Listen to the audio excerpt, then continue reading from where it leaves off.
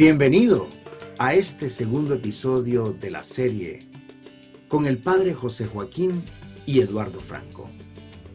En esta ocasión, estos dos hermanos hablarán sobre su papá, el testigo de la humildad, real, auténtico. Vivía al Señor las 24 horas, nos dice Eduardo. Y el padre José Joaquín, a pesar de ver con esos ojos de fe a Marilandia, cómo Lino el Señor lo tomaba para hacer de Marilandia el santuario que hoy nosotros conocemos. Movimientos totalmente místicos que, a pesar de que los miraba con esa mirada de fe, no dejaban de maravillarlo. Esto y más a continuación. No, increíble. Y lo que me llama la atención, con todo este desgaste del Linito por amor, ¿no? Yo veo, por ejemplo, a una mamá. La mujer es hermosa, bella, sí, se conserva, ese es su instinto, pero cuando ya llega al nivel del hijo, se desvive y se desgasta. Y de hecho, inclusive la fisonomía de la mujer se nota cómo definitivamente cambia en un desgaste por el fruto. O sea, al final, cuando ya pues prácticamente da a luz a un hijo, ya no queda igual. Sin embargo, hay un toque hermoso en toda mujer que llega a ser madre. Y con el tiempo, cuando va la vida desgastándose, esa maternidad logra tener un señorío impresionante. No es la misma mujer físicamente que una jovencita, no lo es. Sin embargo, existe ese desgaste. Y yo creo que Linito, en cierta manera, como papá espiritual, él sí se desgastaba, pero él tenía una aurea hermosísima que a mí, en lo personal, me llamó mucho la atención. ¿Cómo pudo ver eso, padre, cuando usted lo miraba a él, ya como ese papá altivo, en esa entrega que él tenía, ya ese rol que se miraba que estaba él donándose para ese fruto, usted, yo, y a todo aquel que se ponía? Hace poco me pasaron un pequeño videíto hermosísimo donde dos papás están hablando como para querer dejar claro que sí existe un hijo favorito. Le decía, ¿cuál es? ¿El mayor? No, el menor. No, entonces el de en medio, ninguno de esos, le dijo. El hijo favorito es aquel que tiene una necesidad. Es aquel que está en la universidad y todavía no se ha graduado. Es aquel que está lejos y todavía no ha regresado a casa. Es aquel que necesita en este momento al papá y a la mamá. Ese es el hijo favorito del momento. Y yo sí miraba a Linito en ese plan siempre. Hacernos favoritos en la medida de sus posibilidades. ¿Qué dice usted ante eso, padre? Pues que es el actuar del Señor en Lino, precisamente para hacer notar que no era una experiencia de Lino, que no salía de Lino. Porque si hubiera salido solamente de Lino, justamente donde interviene el elemento humano, y en el elemento humano sí hay, como donde hay seres humanos, pues hay unos sentimientos humanos. Claro. Y pueden existir el sentimiento de predilección, o el sentimiento de egoísmo, bueno, de acaparar. Y justamente en esa parte que tú hablas de la maternidad, ahí es donde está la experiencia de Dios en la maternidad, que es un don divino, y que hace que esa madre se transforme, digamos, sufre una transformación tal para dar la vida, y después en la experiencia de ser mamá, como tú dices, se sacrifica y todo eso. Eso es una experiencia divina que le da el don de la maternidad y que las mamás las tienen. Por eso decimos, mamá es mamá y mamá solo hay una. Entonces, en esa misma experiencia y en esa analogía que haces de la experiencia de la maternidad con Lino, precisamente eso, no, hacer notar en eso que decías tú, que Lino no, nos hacía notar eso.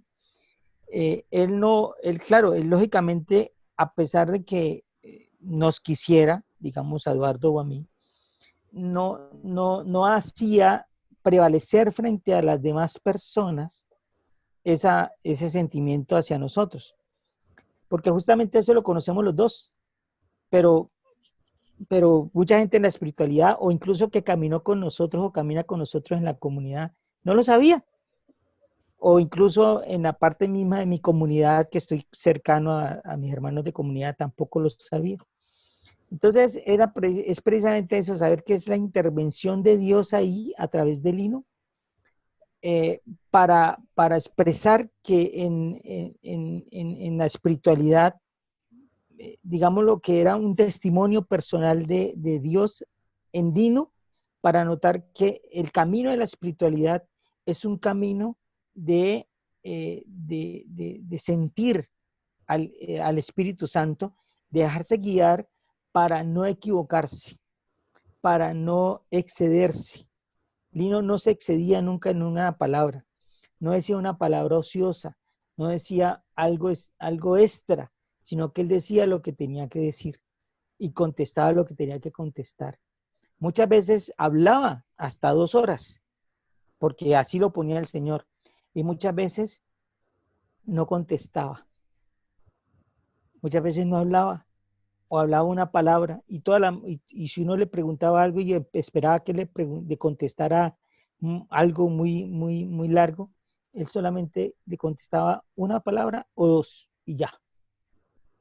Es la experiencia para, para sentir que él era todo un testimonio de vida, como instrumento, lógicamente, de Dios para, digámoslo así, garantizarlo y en la especificidad del amor de Dios a través del Lino, para nosotros. No, definitivamente. Hay una cosa que a mí me ha enseñado la espiritualidad de los hijos de la Madre de Dios. Es lo que siempre sucede cuando uno va formando la fe, ¿no? Se va formando en la fe. A uno le llama la atención ciertas personas que en ese caminar de Dios tiene un aurea, tiene algo que contagia. Y entonces sucede lo que le sucede a muchos, ¿no? Empezamos a ponerle mente a esas personitas, casi siempre un sacerdote o una religiosa, muy pocas veces un laico, ¿verdad?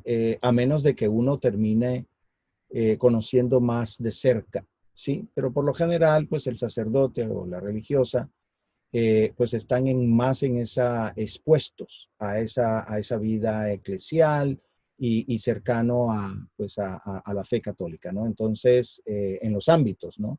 Sobre todo que obviamente son los que administran los sacramentos en el caso de los sacerdotes. Pero, ¿qué sucede? Pues se dan temas de un sacerdote con un carisma hermoso, que se cambia de iglesia, el obispo viene y lo mueve a una nueva parroquia y allá van muchos detrás de él, ¿no? Entonces, en cierta manera, habemos ciertas personitas, yo incluido en algún momento, donde le pongo mucha atención a eso, porque después de todo es una manera creo, válida de la comunión de los santos, ¿sí? Me le acerco al que tiene de alguna manera una relación especial con Dios. Pero hay una parte también muy linda cuando uno se la empieza a creer. Uno empieza a creer que realmente Dios puede también actuar en uno. Y eso es algo muy lindo que la espiritualidad tiene en ese toque. Especialmente cuando yo viví muy vívidamente, de una manera clarita, o sea, yo solamente pienso en eso y se me vienen mensajes todavía muy claros cuando Lino fallece. Cuando Lino fallece, había mucha gente tan en shock pensando en qué va a pasar ahora que él no está, ¿sí?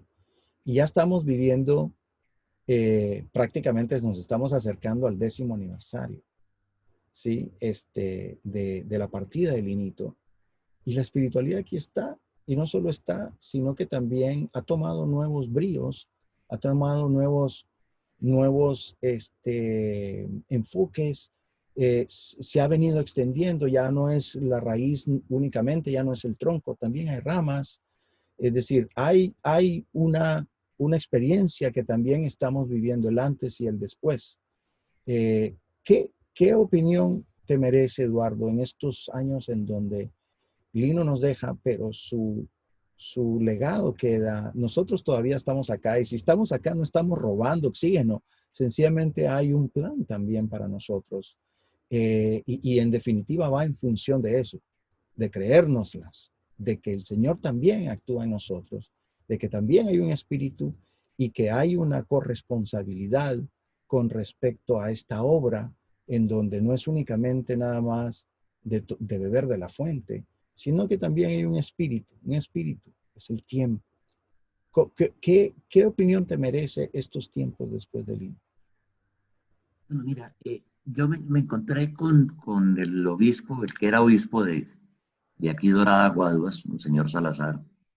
Vino a una visita parroquial y pues nos saludamos y pues él, en algunas ocasiones estuvimos con Lino y con él, y pues me tenía perfectamente identificado la cercanía con Lino. Y entonces me dice, ¿qué pasó después de que murió Lino? ¿Qué ha pasado con él? Le dije, pues, Monseñor, han habido más sacerdotes, esto ya está regado por el mundo, esto ha ido creciendo de una forma, pues, maravillosa. Entonces eso es lo que pasa, siguen las cosas, sigue Marilandia, sigue el seminario, sigue la comunidad, y sigue todo, pero vemos un crecimiento, Monseñor. Entonces él me dice, eso me muestra que esto es de Dios, o si no ya se hubieran acabado, porque no seguían al hombre, seguían a Dios. Entonces yo creo que con eso de que dice Monseñor, que dijo Monseñor en ese momento, pues se está diciendo todo. Él fue un simple instrumento que además nos enseñó la humildad, porque si algo especialísimo tenía Lino era su gran humildad. Ver uno a Lino desaparecido en todo momento, sin hablar de él para nada, él nunca hablaba de él siempre hablaba era de Dios. Entonces uno ve que fue el instrumento formado por el Señor, el instrumento perfecto para llevar y a llegar a estos tiempos y a llegar a estos momentos. Entonces, pues ese era Lino. Lino era una persona tan auténtica, era un cristiano tan real porque vivía al Señor. Entonces era vivirlo permanente, las 24 horas al día. Y mire, yo en las experiencias, yo pues en una ocasión pues pues estrenamos una casa y la compramos sobre planos. Entonces, pues la mayor ilusión que teníamos nosotros como familia era que mi papá fuera y conociera desde el lote, conociera desde las bases de lo que se estaba haciendo en la casa. Y nunca le paró bolas, él no le paraba bolas a ese tipo de cosas. Ya llegó, ya nos fuimos a vivir allá y era la insistencia de que el Linito, de que mi papá vaya a la casa, de que vaya a la casa. Madrana le decía, Linito, que te estamos esperando, que no ahorita, cuando el Señor lo permita, cuando el Señor lo permita. Y pasó bastante tiempo sin que mi papá fuera a conocernos la casa. Entonces, entendimos un día con Magdalena que no había que decirle a Lino, que había que decirle era al Señor, que nos mandara a Lino a la casa de nosotros. Entonces, cuando lo hicimos de esa forma, en un rosario, le pedimos al Señor que nuestro deseo era que el Linito fuera a la casa. Me llama Magdalena un viernes y me dice que el Linito le está llamando, que no le contesta el teléfono. Entonces, que lo llame ya, porque es que le tengo una noticia, que quiere venir a la casa. Ay, no, qué maravilla. Yo sí, pero que quiere venir a quedarse. Entonces, o sea, que el Señor nos dio pan y pedazo. Y efectivamente yo fui, pero fíjese que fue cuando se le pidió al jefe, al Señor, porque Lino nunca hacía nada sin que el Señor se lo autorizara. sin que el Señor se lo permitiera. ¿Ve? Entonces, pues, pues ese era un hombre lleno de Dios y que lo único que hacía era dar a Dios. Él no hacía absolutamente nada diferente, que era dar a ese Dios que era la misión que él había tenido. Y ese día, allá en la casa, hubo acta. Allá, y fue pues muy bonito. Fue muy del Señor, o sea, es donde ve que es lo que el Señor hace. Claro, claro. Y me llama la atención porque es un árbol que crece, obviamente, y a la luz de la partida de él, se dieron cosas muy interesantes, frutos, personitas que se habían alejado de la espiritualidad y regresaron en esos tiempos en donde él precisamente fallece, y hizo que esas personitas que estaban alejadas regresaran. O sea, se dieron muchas cosas. Es que cuando una persona de Dios finalmente termina de expirar, termina de entregar totalmente su vida, hay como una última ola de gracia. ¿Hay algo en cuanto a eso, padre, que usted haya vivido en este proceso tan hermoso de la entrega total de Lino, de su vida, que usted nos pueda compartir? Pues entiendo que la pregunta es ya después de la muerte de Lino, ¿no? Sí, ¿Cómo, claro. cómo se ha vivido? Eh, pues ahí es donde se ve la siembra, ¿no? O sea, se cosecha lo que se siembra. Y yo creo que la cosecha después de la siembra del lino, del Señor a través del lino, ha sido abundante en todo sentido. Eh, Tanto de ir cumpliendo ese programa que el Señor se estableció desde el acta 1, de ir creciendo y de ir aportando en ideas, en personas, en economía, en medios. Ninguno de ellos se ha parado, todo se ha seguido dando, tanto a nivel de la espiritualidad como a nivel de las comunidades que han surgido a partir de la espiritualidad para la vida religiosa. Los frutos, digamos que el Señor lo dice en el Evangelio, ¿no? Por los frutos los conoceréis. ¿Ya? Y entonces esos frutos pues se han ido caminando. Nosotros, lo que yo puedo ver cercano en la experiencia de la comunidad masculina, pues se ve la intervención directa del Señor en todo, ¿no? A pesar de las dificultades, del caminar, de las contradicciones, que tienen que ser propias y además son propias del camino cristiano que nuestro Señor nos enseñó. eh, lo hemos visto en toda su riqueza, en el aporte, en medios, en economía, en personas, en vocaciones y así en todo. También el crecimiento de las personas, de lo que se puede dar el contagio de las personas en la espiritualidad. O sea, se ha visto en todos los sitios de la espiritualidad un crecimiento, digámoslo, muy grande, en algunos hasta desbordado.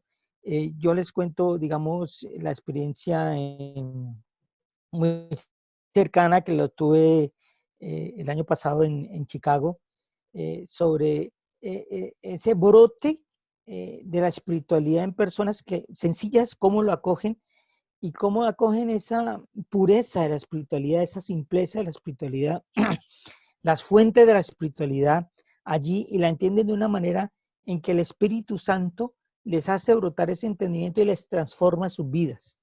Y es el testimonio de muchas personas. La espiritualidad me ha transformado la vida. Entonces, cuando se habla de eso, que el camino de espiritualidad trinitaria de los hijos de la Madre de Dios le ha transformado su vida, allí está la intervención directa de Dios, porque es el mayor milagro, la conversión de las personas. Y ese es el mayor crecimiento, cómo se ha ido dando el aumentar. Aquí tenemos un gran testimonio, Alejandro, en Alejandro, en Alejandro y los jóvenes, eh, y en Leo, en la zona J, ¿no? Que algún día lo acompañé por allá a comer pizza y helado por allá con los jóvenes. Pero ese testimonio de ellos, de ver en Estados Unidos unos jóvenes que no siguen una línea diferente, sino que siguen la línea del Señor y que se han dejado tocar por el Señor, como dijo Alejandro al principio, que esto se dejó tocar por esto. Ese es el mayor testimonio. Ese es, digamos, lo que uno puede decir, mire, es que yo no le estoy hablando de cosas etéreas, yo les muestro, y le muestro aquí al joven Alejandro en ese fruto, y yo creo que ese es lo más tangible, ¿no?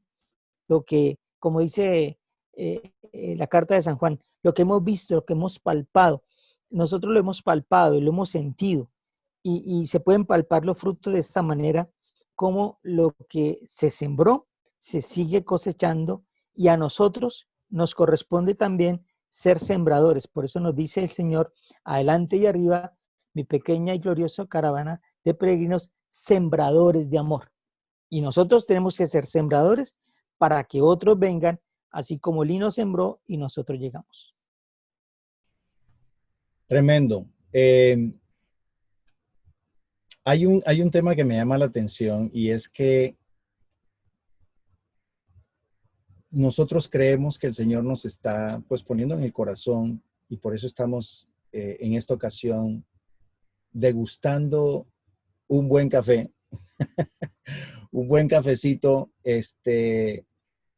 y me llamó mucho la atención el tema del café, el café virtual con Jesús, con todo esto de la pandemia. Ahora todo es virtual, pero me llamó mucho la atención esa historia, tanto así que me puse a buscar en estas enseñanzas nuestras de precisamente la parte del café.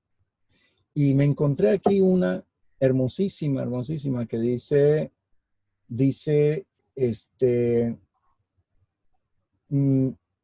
piensen en el humilde secreto de tomarse un café con Jesús. Este es el acta, en el margen del acta 1555. Para esto es este humilde y sencillo acto, para permitirles en cualquier instante tener el privilegio de hacerse como niños, conscientes de que Dios siempre tiene la razón, por lo que cobra eterna actualidad el sencillo consejo de Jesús a Nicodemo. Lean, relean y mediten Juan 3, del 3 al 11, que es precisamente la conversación de Jesús con Nicodemo, de esa sencillez, de esa simpleza. Entonces continúa el margen diciendo, a partir de hoy, hagan que tomarse un café con Jesús sea una herramienta experimental y práctica en la cátedra de contemplación espiritual. Y precisamente en ese momento, en este mismo margen, el Señor comparte algo hermosísimo que tiene que ver con Linito y Eduardo, ¿sí? Y entonces ahí dice una experiencia que vivieron ese día con Gerardo y con la monita, ¿no? Dice a tu hijo Gerardo, y a tu hija Lilia, dice, les he dado el privilegio de introducirse físicamente en el acto de escribir esta acta, porque quiero premiarles su fidelidad conmigo a través de tu persona, y con ella a tu hijo el noruego, quien conduce. Entonces la verdad es que esto es hermosísimo, porque digo yo, ahí hay como un momento de Dios bello, simple, sencillo, con pequeños actos. Eduardo, tú le manejaste a Linito no sé cuántas veces. ¿Cómo fue eso para ti? No, pues es que, pues bueno, eso lo puedo yo contar, que algún día íbamos para una célula madre, pues el Señor me permitió asistir a muchas células madres con ellos.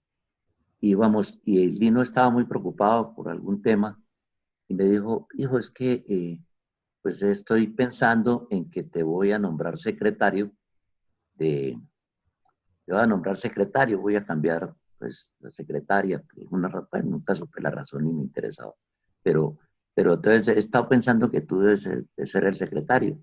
Entonces yo le dije al Linito, mire papá, no haga ese negocio tan mal hecho, no pierda un buen conductor por hacerse a un mal secretario, porque es que la ventaja es que yo soy chismosito y el conductor se entera de muchas cosas, más el secretario no de tantas como el conductor. Entonces no cometa ese error. Y él se reía con eso. Porque sí, tuve ese privilegio de conducir a Lino y yo, mire que en una ocasión íbamos con Monseñor Cabezas, a él le gustaba cuando llegaba a Bogotá al convento y eso, ir a visitar a sus sacerdotes cercanos a Bogotá, los pueblos cercanos.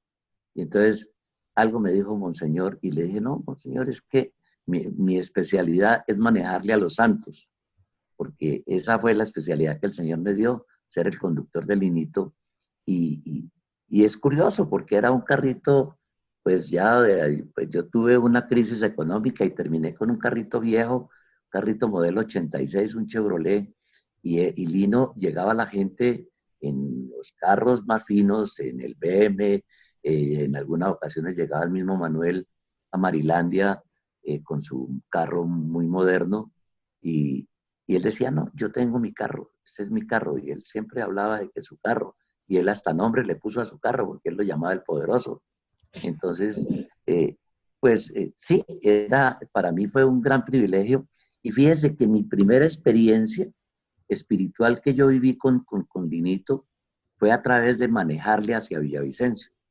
Cuando, cuando a mí me dicen que Lino iba a ir a Villavicencio, que posiblemente iba a necesitar quien le manejara, pues yo me llené de ilusión, pero yo no me ofrecí en ningún momento a decir yo soy el conductor, porque pues yo además estaba tan recién llegado que a mí me daba pena pues eh, tomar alguna, pero es la relación con el Señor, ¿no? El Señor sabía que yo en mi corazón tenía el deseo de que yo fuera ese conductor elegido. Y, y pues un cuñado de Lilia que estaba en ese tiempo de la espiritualidad se ofreció y listo. Les dije yo, bueno, será otra ocasión que me corresponda. Y me fui para mi casa y allá me llega Inés y me llega a la casa Inés y me dice, yo vengo como vienen los apóstoles en el nombre de Dios a decirles que te tienes que ir para Villavicencio con Linito. No, para mí fue pues la bendición más maravillosa y sí, realmente viví unas experiencias que en algún momento te contaré que fue mi primera experiencia espiritual muy fuerte con Lino. Esa o sea, ese día el Señor me dio muchas cosas de esa experiencia. Entonces, pues el solo hecho de sentirse uno tan utilizado por el Señor, que el Señor le pida a uno el favor de que le lleve a Lino a hacer cosas, pues es un privilegio muy grande que uno no lo puede escribir y yo lo hacía con el mayor amor del mundo. Yo no lo dejaba de hacer en ningún momento. Mira un testimonio de referente a eso. Había alguna cosa especial en la comunidad del Santo Curita y él a lo mejor pues puede complementar algo de eso porque yo trabajaba en Tunja y se había hecho pues todo un programa porque venían los Juegos Nacionales y Tunja era una de las sedes de los Juegos Nacionales y nos habíamos reunido. Yo trabajaba con Jairo Molano, me invitó a trabajar con él y yo dirigía lo que era Boyacá y Casanare. Y entonces nos reunimos con el presidente de Telecom y adquirimos una serie de compromisos pues para instalar los teléfonos públicos con compromisos solemnes. Era una cosa pues que había que hacer. Entonces Lino me llama y me dice, hijo, nos vamos para Villavicencio. Y yo el día anterior había tenido la reunión y los compromisos pues tan serios que eran con eso. Entonces yo le digo, uy, no, papá, qué pena, papá, pero esta vez sí no puedo. Mire, pues tengo un poco de trabajo, tengo un poco de compromisos que tengo que cumplirlo, esto no lo puedo estudiar. Entonces él me dice, ah, bueno, hijo, qué pena, pues, bueno. Y al rato, media hora por ahí, me llama y me dice, hijo, qué pena, estás muy ocupado. Le digo, no, es que pues aquí las cosas son de dinámica, de hacer ciertas cosas, pero no, tranquilo, papá, ¿qué se ofrece? Entonces me dice, no, es que te quiero resumir un cuento, te quiero resumir un cuentico, es muy cortico, no te quito mucho tiempo. Y entonces me dice, el cuento era que a, el burro se había dispuesto a que lo cogieran, le pusieran su enjalma y, y San José se llevara a la Santísima Virgen a que naciera el niño en Belén. Y ese era más o menos el resumen. Bueno, hijo, Dios te bendiga y me cuelga. Y entonces yo me quedo pensando y volteo a mirar hacia pues arriba, detrás de mi cabeza. Yo tenía ahí un Cristo y le digo, Señor, ¿y qué tal que el burro hubiera dicho que no? Había cambiado la historia del nacimiento de Jesús. ¿Sí? Y qué tal que yo en este momento, por estas ocupaciones, esté cambiando la historia de lo que tú quieres hacer con esto. Pues yo te entrego mi trabajo y me voy con Lino. Y llamo a Lino inmediatamente y le digo, papá, ¿ya qué hora nos vamos? Y suelta una carcajada y dice, yo sabía, hijo, que eso era así. Nos vamos a las 5 de la mañana. Le digo, bueno, entonces yo ya me voy para Bogotá, madrugo, lo recojo y nos vamos. Entonces dijo, no, estoy equivocado, no es a las 5, nos vamos en la tarde, así de que no corras. Y sí, cuando ya nos vamos los dos para Villavicencio, él me dice, ¿cómo te parece, hijo? Que la condición que yo le puse al Señor era que si mi hijo no me llevaba, yo no iba a Villavicencio. Y esto es muy importante. Y en el camino me hizo comprar unos, unos mangos pequeñitos, unos mangos que los llaman mango de azúcar. Y me dijo, no, es que yo no me puedo ir si no son mangos. Y entramos como a dos supermercados y no lo sabía. Me tocó buscar hasta comprarlos. Después, pues, de lo poco que me contó, era que había alguna situación en la comunidad y él llevaba eso pues, para hablarles de algo que el Señor le había puesto. Y lo que yo supe es que esos mangos los habían sembrado allá en San José, allá en el seminario. Pero no supe nada más, no sé el padre que sepa de esos mangos y tenga alguna memoria de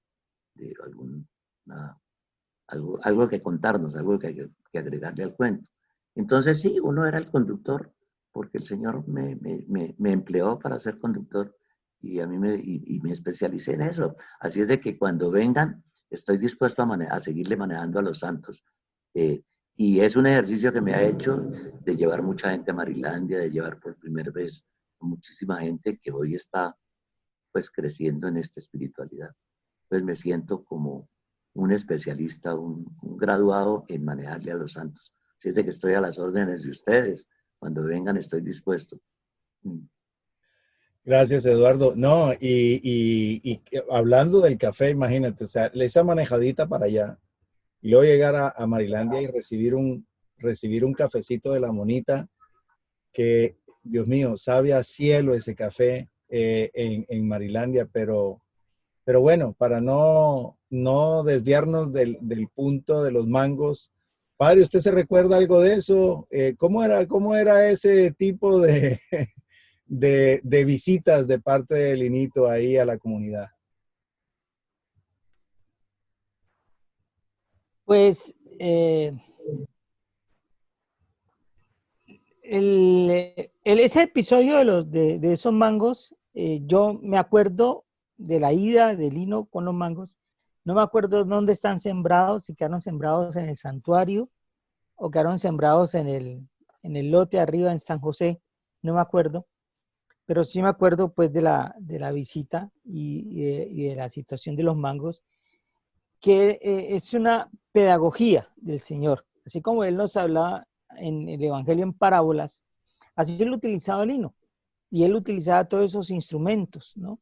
De la simpleza, pero que de esa simpleza, pues de ahí surgían muchas cosas. No solamente era de los mangos, sino de todo, de cualquier elemento, de cualquier situación, por simple que pareciera, pero que de ahí se extraía una gran enseñanza. Como las construcciones que se hicieron en Marilandia, sí, todas las obras, surgían así, de esa manera muy sencilla, ¿no? Cuando nos íbamos, digamos que a mí me tocaba un primer sábado de mes, nos íbamos yo me iba desde el viernes y nos subíamos con Eduardo. Por eso también muchas veces de esas que hablaba Eduardo, muchas veces de esos viernes él estaba enfermo y la familia no quería que subiera y él de todas maneras se subía para Marilandia con nosotros y nosotros éramos testigos pues, de toda la situación, cómo se quedaban de bravos en la casa porque se subía para Marilandia. Y llegábamos a Marilandia y él hablaba con nosotros y le decía a Gerardo, al ahijado, ahijado, vamos a trabajar. Y nos subíamos por allá. Y de pronto uno veía una montaña, un monte que uno no le veía, y él se quedaba así mirando. Y entonces empezaba a dirigir a Gerardo, corte por aquí, corte por acá, hágale más aquí, más allá. Gerardo sí, en eso sí, dócil al Lino, y él el que más le entendía en esas cosas. A veces ni yo le entendía. Y Gerardo le entendía todo y salía toda una obra, así como cuando él fue construyendo los altares en Marilandia, ahí salían. Y uno decía, ahí estaba en la naturaleza, y uno no lo veía, y él sí lo veía. Entonces así era Lino, con esas cosas muy simples que uno no veía, pero que el Señor sí se las mostraba, en la simpleza, en la genuidad y en la inocencia que se podía percibir a través del himno, de su mirada y de su actitud.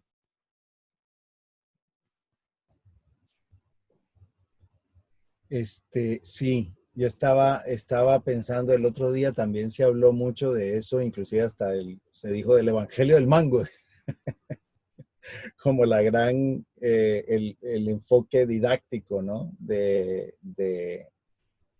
un árbol de mango. E inclusive estaba viendo yo en las actas, hay una lección, la lección 798, que dice, uno de los árboles más fructíferos es el mango. Cualquier día obsérvenlo en aptitud de aprendizaje.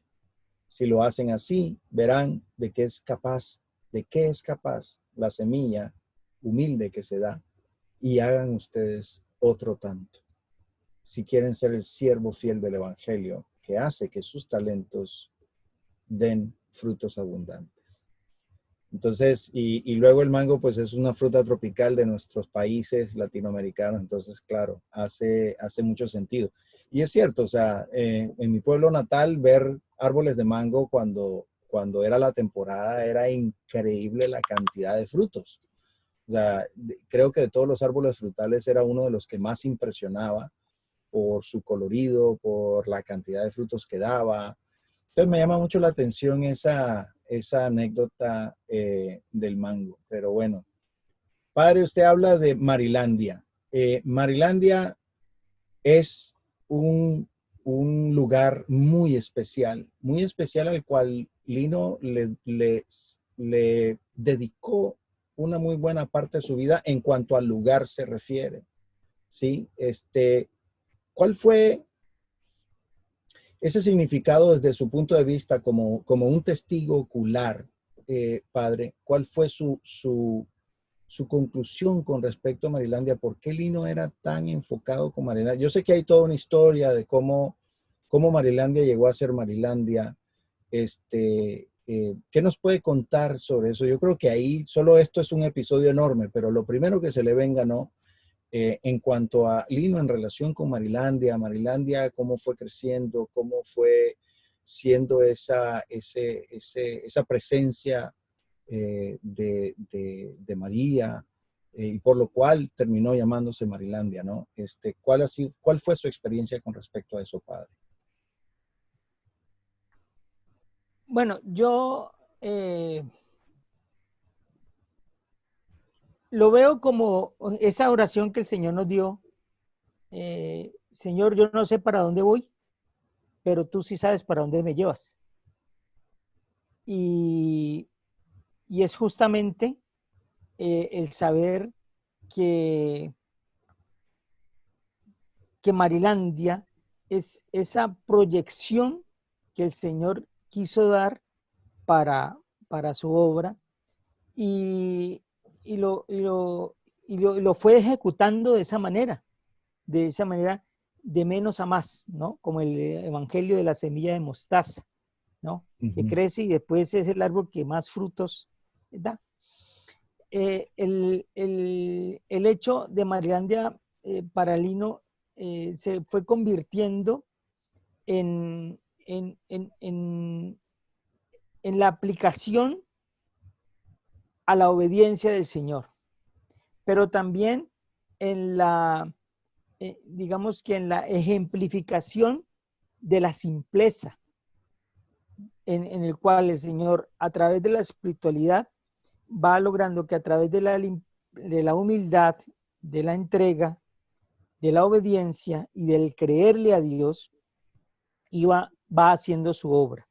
Entonces Marilandia surgió como, sí, unos lotes, digamos lo que unos potreros, donde nadie podía ver allí el evento del sitio de culto que es hoy y que se ha convertido, pero que el Señor sí. Entonces, Marilandia era la pedagogía materializada del desarrollo de la espiritualidad, porque ahí se fueron construyendo a partir de, el Señor nos dice en la espiritualidad, nos dice que esta espiritualidad la va a construir a partir de desechos, la espiritualidad. O sea que los desechos, lo que él iba a traer ahí, humanamente, eran desechos.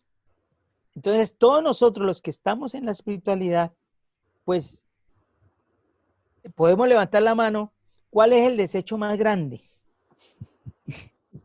Porque ninguno aquí en la espiritualidad puede decir que era el más digno, o el mejor, o el más bonito. No, todos los que estamos aquí, si estamos en la espiritualidad es porque hemos sido recogidos de por ahí algún barro, ¿no? Y yo soy el primero porque ahí me recogieron de un basurero. Entonces, Marilandia, miren cómo fue construida también la casa de lino, y eso eran de desechos de construcción de otras partes. Así se fue construyendo la casa. Todo lo que, todas las obras, los materiales originales, o eso eran muy poquitos. El resto de cosas, Lino lo iba haciendo de lo que iba surgiendo y lo que iba dando la naturaleza o la misma providencia de Dios, lo que le iba llegando. Entonces, así mismo, y iba confiando en el Señor y obediente al Señor. Y el Señor le decía a Lino, no dañes mi obra. Te están ofreciendo esto, no lo aceptes. Te quieren llevar por este lado, cuidado. Él, en obediencia al Señor y muchas hasta tentaciones, como decía Eduardo, él las desechaba por la obediencia al Señor. Entonces Marilandia para él era esa entrega, un oasis, porque Lino, mucha gente, incluso sus familiares o uno mismo le podía decir, no papá, no suba por allá porque le hace daño. Él sabía que el llegar a Marilandia lo envolvía en una cápsula donde él se sentía de la mejor manera y él no le pasaba nada precisamente por ese gozo, esa entrega.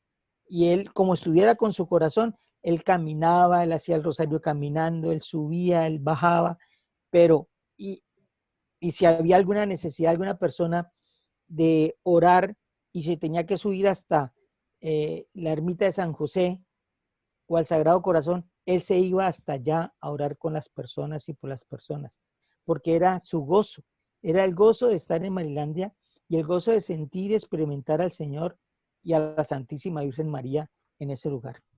Creo que era una experiencia de vida para él y un oasis. Y se miraba, ¿no? Como dice usted, se miraba como él, había como una inyección de energía linda, pues obviamente cuando uno, humanamente, ¿no? Uno está muy contento haciendo lo que a uno le gusta, pues obviamente uno recibe pues esa energía, pero ya me imagino a Linito también con esa inyección de energía celestial, de sentirse en su pedacito de cielo, que al final pues también está ahí hoy en día, ¿no? Como un testimonio de esa vida de entrega. Eduardo, tuviste, supongo yo, cambios bastante fuertes, evolutivos dentro de Marilandia, cuando tú llevabas a Lino y obviamente muchas cosas de las que hoy existen en Marilandia y que tienen un significado muy profundo, muy representativo, pues no existían y se fueron dando, ¿no? Me imagino que eso debe haber sido maravilloso ver la providencia actuar en esas cosas, ¿no? ¿Qué me cuentas sobre eso? Sí, mira, pues cuando el padre estaba hablando, yo pues, ya también lo había pensado igual, que era una pedagogía. El Señor nos dio a Marilandia para el encuentro personal con Él, para el regalo de la Santísima Virgen, pero también para decirnos, mire, esta espiritualidad se va a vivir de la providencia. Yo soy el que voy a dar todo, yo voy a hacerlo así.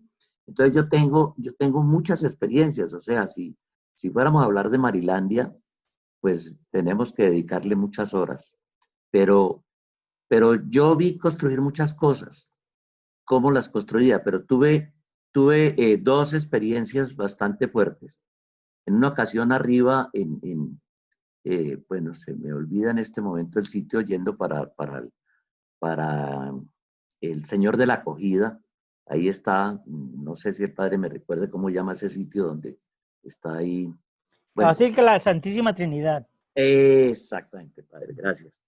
Ahí se hicieron unos escalones que son, que son así, o sea, de arriba, dan como la curva para arriba. Y estábamos con Gerardo y Linito empieza a hablar de esas escaleras. Era la montaña, como decía el padre. Ahí pelado nomás. Y entonces Lino empieza a hablar y Gerardito, que le entendía todo, no lo entendía, en ese momento no lo entendía.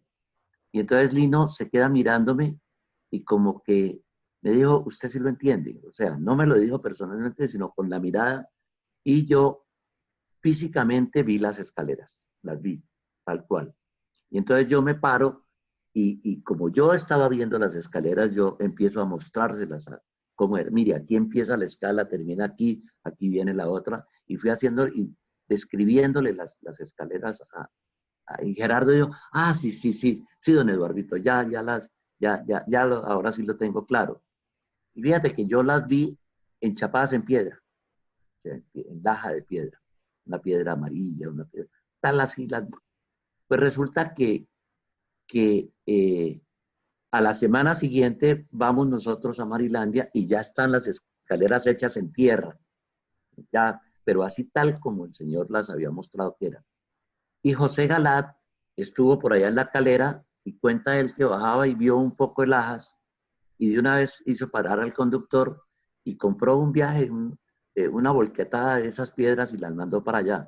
Pues hoy esas escalas son tal como el Señor me permitió verlas. Y así se hizo Marilandia. Cuando el padre Néstor Barón pues se ordenó, iba a celebrar su primera Eucaristía en Marilandia, casi siempre el Linito hacía eso, casi siempre a esos altares era donde iban a hacer su primera Eucaristía los sacerdotes de la espiritualidad. Y entonces, en el alto de la cruz, Linito dijo, hay que ir a hacer el altar. Entonces nos fuimos a hacer el altar, estábamos con Gerardo, y Linito se paraba y le decía, ahijaito, en tal parte hay una piedra cuadrada, ve y tráela. Y venía él con la piedra cargada, Gerardo, un hombre pues de campo, y venía y Linito le decía, póngala ahí, y échale cemento y póngala ahí. Y mire, en tal parte hay tal otra cosa, en tal parte hay otra cosa, tráigala. Y fue armando las dos bases y de pronto dice, bueno, hijo, allá en la casa de Pedrito hay unas cosas ahí como de mármol. ¿Por qué no vas y traes una? Vaya, hijado, y traigan una de esas cosas. Cuando llegamos allá, pues había una muy grande y una pequeña. Eran como unos escalones, digamos, que han hecho como en mármol. Y entonces le dije yo, pues llevemos los dos, Gerardo. Y los llevamos y cuando llegamos allá, me dice, ustedes son brujos, porque sabía que habían que traer los dos. Y ya, entonces nosotros llegamos con eso, Gerardo trae el grande y lo pone encima de las piedras que él ya había armado y quedó perfectamente. Tanto que yo, dije yo, pero esto, ni un metro, ni un nivel, ni nada, y yo lo veía perfectamente nivelado. Y bueno, quedé yo con la inquietud. Y Gerardo tenía un lápiz y le dije yo, présteme este lápiz. Y lo puse a ver si el lápiz rodaba para si había algún desnivel. Y eso perfectamente nivelado. Y la pequeña era para la sede del altar. Y ahí quedó. Y así fue que se hizo Marilandia. Y hay una cantidad de cosas pues, que yo tengo muy claras de cómo se construyó. Mire por ejemplo, la capilla, la capilla, eh, eso se hizo con materiales de demolición de la embajada mexicana, que quedaba por ahí por la séptima con 30 y algo, y entonces tumbaron todo eso para construir una cosa nueva. Y alguien, no sé quién, compró materiales. Doña Miriam fue de las personas, Miriam mamá, ella, ella mantenía muy pendiente de Marilandia, de los comienzos de Marilandia. Ella fue una obrera de Marilandia increíble. Y llegar, pero cuando eso no había carretera, cuando eso había que subir, era a pie, y no había nada, y había que pasar una quebrada y todo. Pues esos materiales que llevaban, se dejaban en la carretera hasta donde llegaba el carro, y de ahí para arriba.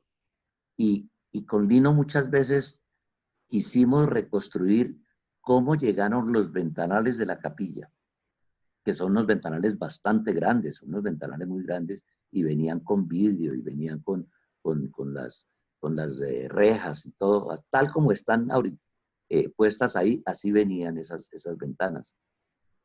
Ni siquiera Lino tiene claridad de quién subió esos ventanales, porque eran unos ventanales que no era fácil subirlos, o sea, en bestias que era que se subían las cosas a caballo, en una mula, o en un yunte de bueyes que tenía ya un señor, se llevaban muchas cosas, pero nadie, ni siquiera Lino. Entonces Lino siempre decía que quienes habían llevado esas ventanas eran los ángeles del Señor, y tuvo que ha sido así porque humanamente no podían estar allá. Entonces, el Señor fue construyendo a Marilandia. El padre hacía memoria de que le hubo muchas propuestas.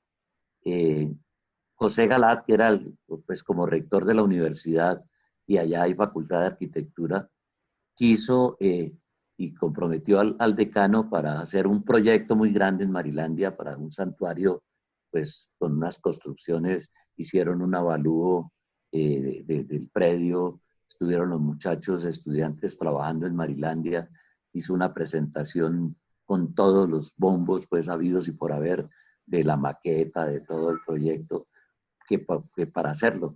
Y Lino siempre dijo, no, eso no es para hacerlo así. Eso es el que hace y el arquitecto y todo, es el Señor. Y así se hizo Marilandia. Y así está Marilandia. Y era bien lo que decía el padre, él se quedaba mirando y decía, algún día va a haber aquí tal cosa. Y al tiempo alguien venía y ofrecía el Linito, es que yo quiero traer una imagen para ese sitio. Sí, señor, el Señor la está esperando, tráela. Y la traían, se fue haciendo Marilandia como está hecho por la providencia, por eso. Y yo siempre soy un convencido absoluto de que uno a Marilandia no va el día que quiere, uno va a Marilandia el día que el Señor lo invita. Y uno llega allá y se siente atendido por quien lo invita, porque es un sitio santo, increíble el sitio.